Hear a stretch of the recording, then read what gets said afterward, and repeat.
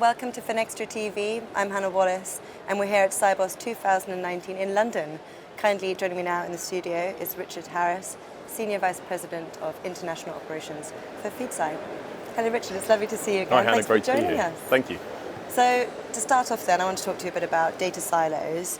Can you tell us why they've become such a big area of discussion for banks? So I think over the last few years I've spoken to C-level execs across banks, many of banks in this room, and a lot of them have been saying to me, Rich, I'm being asked by my board or people within the organisation to tell me how can I monetize my data. I've got data. So probably 5 or 6 years ago, people were looking outside the bank saying, what can I do with my data outside the bank? But the reality is, with the amount of data that's now available within a bank, starting to bring that together really gives you value across the organisation. If you look at the world's biggest tech companies like Google, Amazon, Apple, they do this extremely well. They bring together the data that they have across their entire customer base, and they use it to triangulate and serve their customers better and deliver the kind of customer experience, whether you're a corporate or whether you're an individual.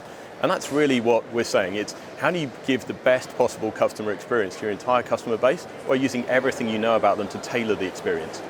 All right, and how can banks ensure cross-pollination between dedicated areas when tackling financial crime? Because there's a lot of talk about the value of convergence, isn't there? Exactly. So, I mean, this is not a new trend. This is something which was talked about probably 10 years ago when I was working sort of deeper in the banking industry. But it was an area that was very difficult to get to because the cost of storage, the ability to bring that data together, as we said, from a converging point of view, was really the preserve of the Googles, the Amazons, the Apples. So now banks have that kind of data storage capability at their fingertips. You can start to ask the question and say, well, how do I bring all that data together within an organization with a specific purpose of protecting the bank's reputation from a fin crime perspective? Now, the other thing is useful is a lot of banks in this space are using multiple systems. So when you've got multiple systems within a bank, and you've got 5 or 10 different teams all trained to do the same kind of things in different ways, it's very complex and it's very operationally cost heavy. So if you can start to standardize on a platform as everybody moves towards machine learning and AI being the center of how to do this with one system that's flexible enough to go across the whole bank, it massively reduces your operational cost, increases the flexibility you have because you can have one team that's able to do this. So suddenly you can solve more problems more quickly and more effectively. All right, well, you've touched on this a little bit already, but how can digital transformation projects help banks nurture their reputation? Exactly. So, as I said before, when the big tech companies around the world have been doing this very well already, and some of them are already moving into the banking space. I mean, if you look at things like, Goldman Sachs working with Apple, with Marcus, I mean, that approach of bringing that customer experience and that approach to data to drive the customer experience in a retail environment is proving very successful.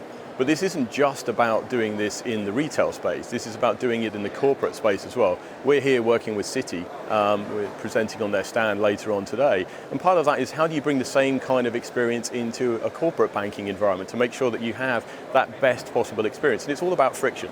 Nobody wants friction in their banking experience. Everybody wants it to be secure. You want to be able to manage your data. You want to be able to look at outliers and see how the market is evolving and stay ahead of all the trends in the marketplace, good and bad. But at the same time, you want to deliver that slick customer experience because nobody wants a delayed payment, whether it's a corporate payment or whether it's an individual retail payment into one of our accounts. Sure. Well, you've certainly touched on a few points that are going to be big areas of discussion at Sibos. So I'll let you get back out to the event. Thank you for speaking with us. That's great. Thank you very much.